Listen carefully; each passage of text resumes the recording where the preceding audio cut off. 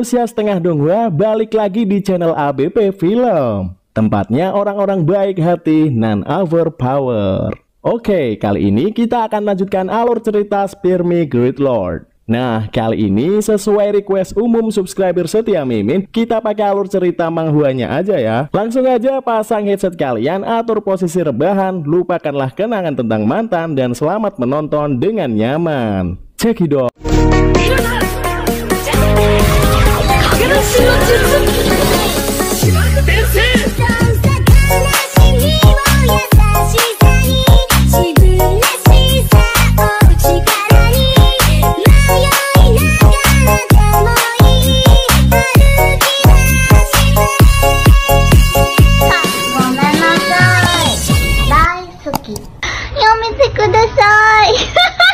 Cerita dimulai di hari selanjutnya, di mana rombongan Lumu melanjutkan perjalanan di reruntuhan. Ivan nampak caper pada Nona Carol. Hei kamu, tapi Nona Carol cuek bebek, tak menggubris Ivan meskipun tampan. Ivan heran kenapa Carol mengabaikannya. Dia mengira Lumu pasti berbicara buruk perihal dirinya pada Carol. Lumu hanya heran kenapa ada emosi negatif dari Ivan. Lantas dari belakang Nona Carol menanyakan apakah Lumu benar-benar kultivator biasa.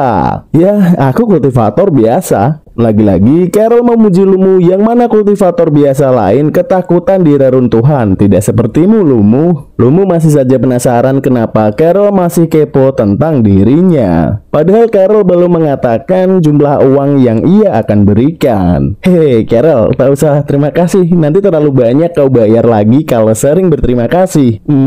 Apakah 500.000 euro cukup untukmu Lumu? Aku belum lulus kuliah, jadi uang sakuku lumayan banyak. Lusu langsung terhentak. 500.000 euro itu jumlah yang sangat banyak. Gadis cantik ini benar-benar anak orang kaya. Lumu memegang erat tangan Carol. Seketika Lumu jadi ramah dan romantis. Carol, Lumu, kamu harus memperhatikan keselamatanmu di reruntuhan. Jangan sampai terluka. Ucap Lumu begitu ramah dan so imut. Oke Lumu. Carol begitu terpesona dengan Lumu. Padahal niat Lumu tidak ingin ladang investornya tidak boleh mati di reruntuhan. Sementara Carol merasa Lumu mulai perhatian padanya. Terdengar suara menyeramkan datang. Ya, itu adalah koloni monster gargoyle. Monster itu menatap tajam seperti mengamuk. Mereka mulai panik lagi. Kenapa tiba-tiba muncul rombongan monster? Apakah mereka berburu manusia? Bahkan Lumu saja heran, dia mengira pasti kakek pedang yang memancing rombongan monster itu muncul. Lantas Lumu mencoba melihat seksama. Terlihat monster itu mengejar seseorang. Wow, terlihat Tuan Li berlari begitu kencang dengan ratusan monster di belakangnya. Wow, lari! Tuan Li berlari sangat kencang. Apa? Itu bukannya si gendut? Lumu terheran-heran. Tuan Li lari ke arah mereka semua. Ivan segera menyuruh semuanya lari. Neng Jichan ingat itu adalah pria gendut yang mengaku level F. Tapi kenapa bisa lari secepat itu? Lumu hanya geleng-geleng melihat aksi konyol Tuan Li melepaskan semua monster. Pantas saja dia masuk daftar hitam di seluruh dunia, karena Li benar-benar gila. Tuan Li melihat ke depan, dia melihat Lumu, tapi dia keceplosan memanggil nama asli Lumu. Woi Lusu, bukankah ini spektakuler? Lusu tentu kesal, dia malah membongkar identitasnya di saat-saat yang tidak tepat. Carol menyadari kenapa pria itu memanggil Lumu dengan nama sebutan Lusu, dan dia punya data dari Tuan Li, seorang raja surgawi dan jaringan surgawi. Apakah kau kenal dia? Namamu Lusu, bukan Lumu? Tanya Carol. Ya, namaku Lusu. Lusu hanya bisa jujur kali ini. Dia sudah susah payah menyamar, tetapi dibongkar dengan mudah oleh si gendut Li. Lucunya Nona Carol tidak marah. Dia malah bangga jika Lusu kenal Tuan Li. Berarti Lusu dari jaringan surgawi. Dia semakin tertarik dengan Lusu yang misterius. Tiba-tiba Lusu memeluk erat Nona Carol dengan membopongnya. Wus, dia berlari kencang. Nona Carol kaget dan keenakan dibopong. Lusu memilih kabur dari Tuan Li yang membawa koloni monster yang sangat banyak. Tapi masih saja Tuan Li mengejar ke arah mereka. Mereka mendengar Tuan Li meneriakkan sesuatu. Lusu, cepat keluarkan ponselmu dan ambil gambar untukku. Ternyata Tuan Lee hanya mengejar Lusu. Ivan menyuruh Lusu membawa orang itu ke arah yang lain. Lusu menghela nafasnya. Lusu menuruti kemauan Tuan Lee. Dia memoto Tuan Lee. Dia sengaja berhenti untuk memoto Tuan Lee saja. Woi gendut, nanti fotonya aku kirim kalau pulang. Oke, terima kasih saudaraku. Tuan Lee begitu senang karena baru kali ini dia dipotret pas momen berbahaya. Itu adalah impiannya. Lantas Tuan Lee berlari ke arah lain dari rombongan Lusu. Tentu orang-orang itu heran. Gila, mancing banyak monster hanya untuk minta foto. Sementara Nona Carol tambah senang abis digendong Mamas Lusu. Padahal Lusu masih malu karena ulah Tuan Lee yang benar-benar lebih aneh darinya. Tapi Lusu masih penasaran kemana Tuan Lee dengan monster-monster itu. Meskipun Lee gila, tubuhnya seperti badak, mentalnya seperti gorila. Dia juga salah satu iblis dari jaringan surgawi. Tapi tetap saja tingkah Lee membuat Lusu dirugikan. Setelah itu semua rombongan menginterogasi Lusu kenapa kenal Raja Surgawi Li Xiao. Ivan begitu penasaran jika memang Lusu dari jaringan surgawi, pesaing kelompok Phoenix. Dia takut Lusu yang menyeramkan akan membunuhnya. Padahal muka Lusu yang culun bingung saat penyamarannya terbongkar. Nona Carol hanya melongo melihat Lusu yang imut. Lusu merasa ada di jalan buntu, mau jawab apa bingung. Tapi tiba-tiba dari arah lain ada suara orang datang ke arah mereka. Itu adalah rombongan dari Jepang, 2 orang level C. Ternyata mereka hendak merampas harta yang didapat oleh kelompok Lusu. Hei, serahkan barang-barang kalian. Tentu semuanya tidak paham, tapi mereka tahu ekspresi orang itu mengancam. Tidak dengan Lusu, dia sudah belajar bahasa Jepang jadi paham. Nona Carol tambah kagum dong. Lusu langsung merilis cakra birunya. Orang itu bertanya, apa Lusu dari jaringan surgawi? Wow, aku orang yang tak kau kenal, jawab Lusu sambil merilis mode iblisnya. Sambil bengkak melihat tingkah Lusu yang berani agresif mengajak orang Jepang itu mau merampas hartaku. Enak saja. Lusu merilis air suci emasnya dengan pose sangat santai. Wush. Orang Jepang itu siap dengan katananya, sementara Lusu ingin mencoba kekuatan air emas miliknya. Rasakan senjata terkuat di dunia dariku. Wush, air emas itu seolah melahap orang itu. Dia menyebar ke arah senjata semua orang di sana dan melahapnya. Semua katana musuh dilahap dan mereka tidak bisa memasukkan energi spiritual pada katana mereka. Mereka memilih membuang pedang mereka. Lusu dengan pose keren berjalan ke arah mereka. Lusu bersiap menyerang mereka lagi. Maju kalian semua. Praktisi Jepang itu mengeluarkan shuriken untuk menahan Lusu. Tapi dengan mudah Lusu menghindar. Orang itu masih punya senjata dan merilis cakra ungu menambah powernya. Orang itu mengancam Lusu agar jangan sombong karena dia akan membunuhnya. Hehe, tentu Lusu masih tenang. Dia malah menggunakan teknik aneh. Lusu memilih kabur dari mereka ke arah lain, membuat orang Jepang itu bingung. Begitupun Ivan, dia tahu Lusu tak bisa mengalahkan level C itu, makanya milih lari. Tapi mereka terselamatkan karena orang Jepang itu mengejar Lusu semua. Ivan mengajak semua orang lari dari sini karena bahaya master level C itu bisa membunuh mereka semua. Carol protes karena Lusu telah menyelamatkan mereka semua, tapi ditinggal begitu saja. Neng Jichan hanya berdoa untuk Lusu. Nona Carol berlari berusaha menyusul Lusu. Neng Jichan sedikit cemburu melihat Nona Carol benar-benar sayang pada Lusu dan berani beraksi tidak seperti dirinya yang memendam rasa. Lusu, tunggu aku. Nona Carol memilih menyusul Lusu dan membantu pujaan hatinya. Sebenarnya Lusu lari ke arah lain, hanya menjauhkan mereka dari yang lain agar dia bebas beraksi membantai mereka dengan kekuatan aslinya. Woi, berhenti, jangan lari. Lusu memilih berhenti karena dirasa sudah cukup jauh dan aman. Mereka kaget kenapa Lusu berhenti. Lusu menyeringai dan siap menggunakan full power untuk membantai mereka. Semua orang bersiap mengeroyok Lusu yang seorang diri. Serang! Hurrah! Lusu diserang dari berbagai sisi dengan shuriken ninja, namun dengan lincahnya dia masih bisa menghindar. Saat mereka hendak menyerang Lusu dengan katana dari dekat, disitulah Lusu merilis 2 pedang terbang miliknya. Hampir saja pedang Lusu membuat praktisi terbunuh. Dia masih bisa menghindar dan terheran kenapa anak ini punya 2 pedang terbang. Ini adalah hal langka selama dia bertempur dengan jaringan surgawi. Belum pernah menemukan master pengendali 2 pedang terbang. Dari atas Lusu melepaskan air emasnya yang berubah bentuk seperti naga emas. Klang! Terjadi adu pedang yang begitu sengit antar Master C itu. Air emas naga Lusu bergerak begitu cepat dan menghantam beberapa anggota mereka. Boom! Wah, 2 orang meninggal. Lusu masih membabi buta dengan pedang terbangnya. Lusu melaju dengan kencang dan memukul dengan full damage. Sayangnya orang itu cukup lincah dan menghindar. Dari belakang ada pedang hendak menusuk Lusu. Lusu merilis air emasnya untuk menahan pedang itu. Saat orang itu hendak memukul Lusu, dengan refleks cepat Lusu menyerangnya bertubi-tubi. Bam! Adu jotos pun terjadi. Benturan energi biru dan ungu nampak dari kekuatan mereka dan mereka terpental bersama. Praktisi Jepang itu tersenyum karena sudah tahu kekuatan Lusu semua. Dia yakin bisa membunuh Lusu. Matilah kau. Film pun to be continue. 5 detik karena Mimin haus. Minum dulu ah. Ternyata Lusu masih menyimpan tombaknya yang mampu menembus tubuh praktisi Jepang itu. Sebelum ajalnya, orang itu tak habis pikir sejak kapan Lusu punya space gear. Sebelum ajalnya, orang itu tak habis pikir sejak kapan Lusu punya space gear.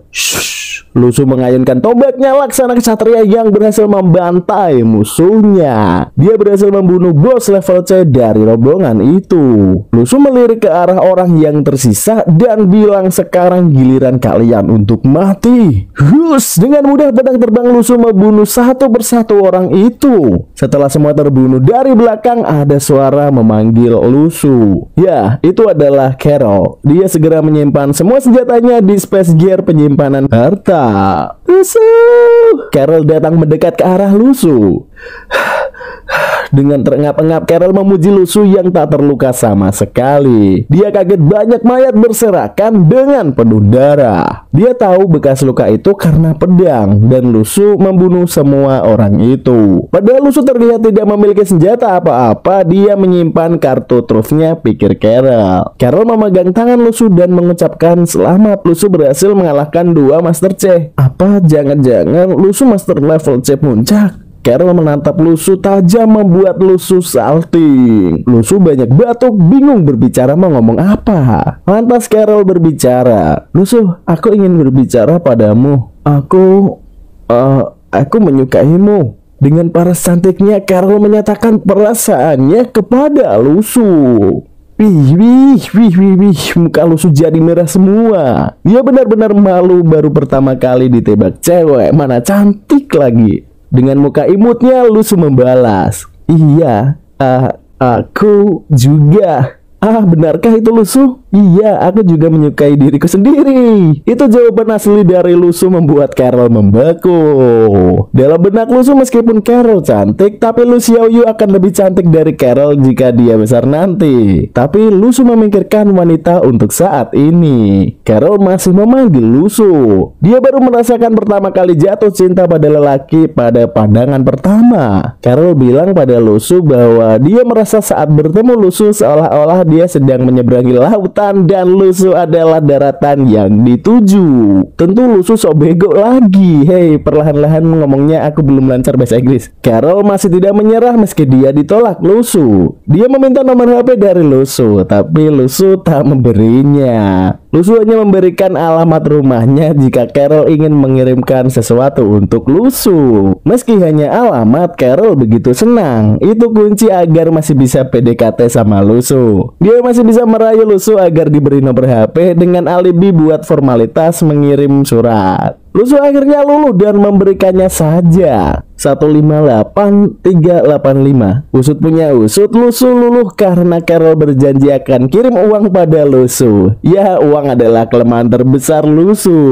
Carol mulai tersenyum dan mencatat semua informasi tentang Lusu. Sementara Lusu masih heran, ternyata ada gadis yang inisiatif duluan pada pria. Dia mengakui bahwa Carol orang sederhana dan cukup perhatian. Sebenarnya Lusu ada sedikit rasa, tapi dia sadar Swedia dan Cina begitu jauh.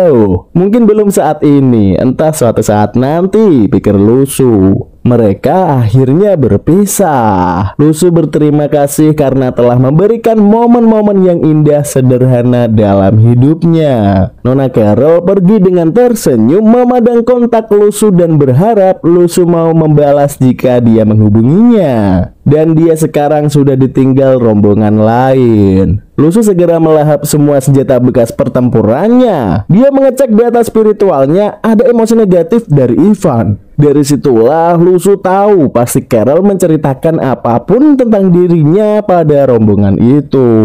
Lusu memilih tidak bergabung dengan kelompok itu lagi. Selain ada Carol, dia juga masih menganggap Ivan orang yang berbahaya dari anggota Phoenix. Seketika air emas Lusu bergerak dan mengambang jadi sangat besar. Lusu senang senjatanya sudah siap menelan apapun termasuk monster gargoyle lagi. Tapi monsternya sudah dibawa pergi Tuan Lee. Gendut Lee, kau bajingan, beri aku gargoyle-nya. Lusu begitu marah. Boom, terdengar sebuah ledakan. Itu adalah ulah Xiaoyu dan Pasir Anthony di tempat lain. Dan di situ Xiaoyu bilang pada Anthony kenapa dia tiba-tiba ingin membunuh seseorang.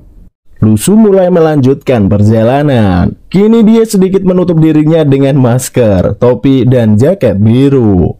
Dia udah jauh berjalan tapi memang tak bertemu gargoyle karena Tuan Lee sudah membawanya semua. Lusu membayangkan pasti sekarang Lee sedang berbuat onar dan jadi musuh semua orang. Dia benar-benar berani. Saat masuk lebih dalam, Lusu melihat ada sosok orang putih. Untung dia pakai masker jadi bisa tertutup identitasnya. Dua orang berjas merah itu menghampiri Lusu. Mereka mengira Lusu kultivator biasa. Sementara Lusu merasa mereka adalah dua level C. Dari penampilan mereka, kemungkinan dari anggota organisasi besar, Lusu harus berhati-hati. Dia so bego lagi dengan pura-pura tak paham apa yang mereka ucapkan. Orang itu sedikit kesal dan heran pada Lusu kenapa pakai penyumbat telinga dan tak memakai alas kaki layaknya gelandangan. Anehnya orang itu malah mengajak Lusu mengikuti mereka. Mereka tidak ada niat membunuh atau merampas harta. Lusu mengikuti mereka saja. Lalu Lusu mendengar suara orang lain.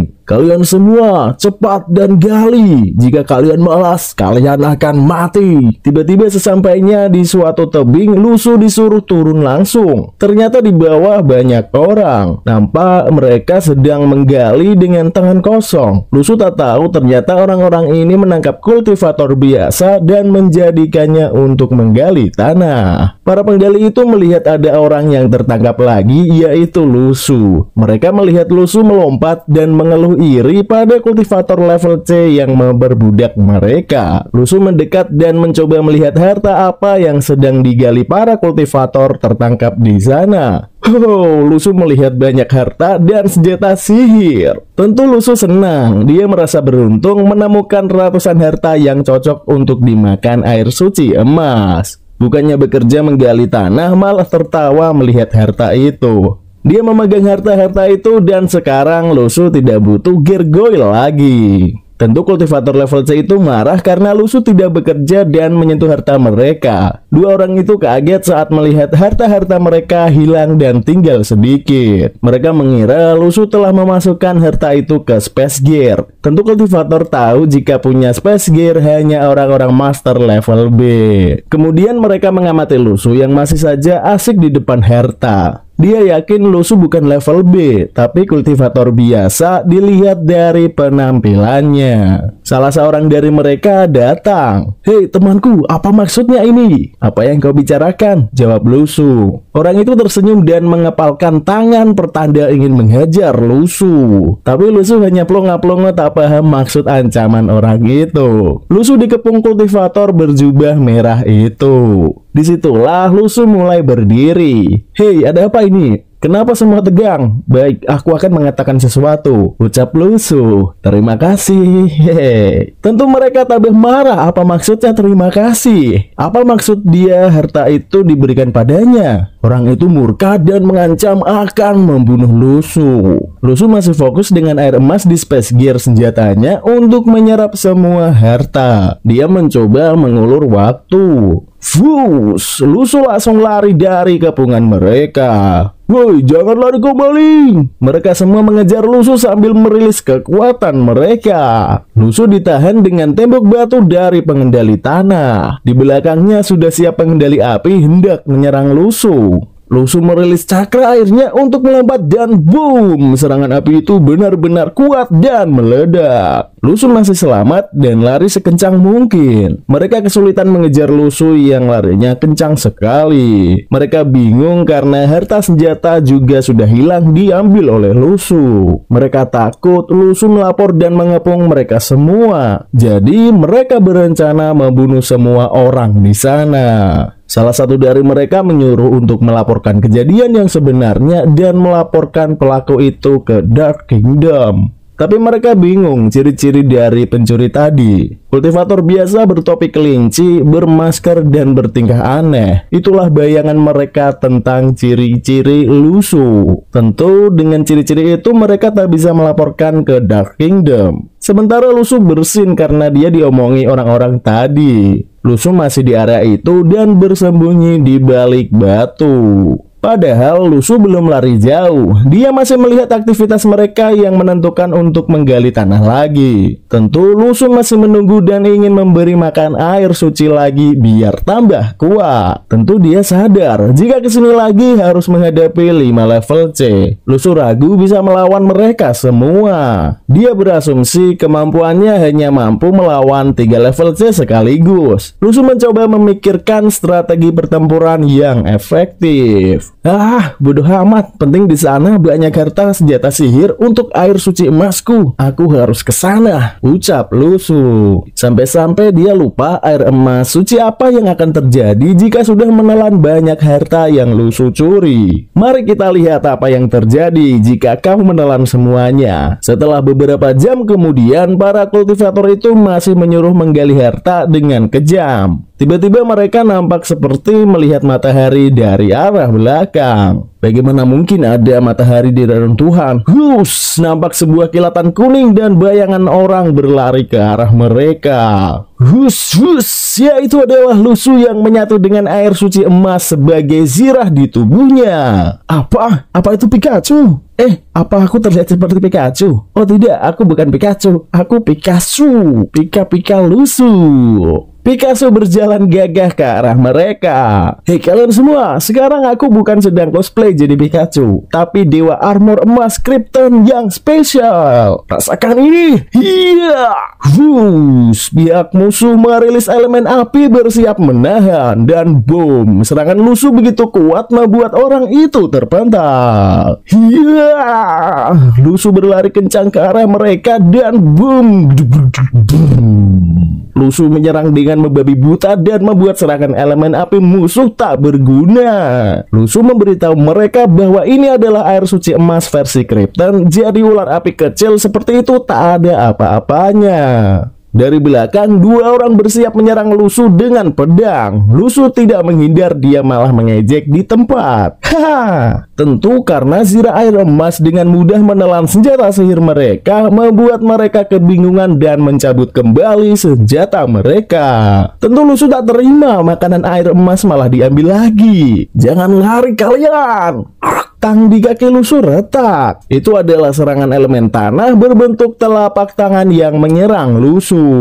Boom! Pengendali tanah itu berhasil menyerang Lusu. Bahkan orang-orang di sekitar sana sampai ketakutan melihat ledakan yang dahsyat dari elemen tanah itu.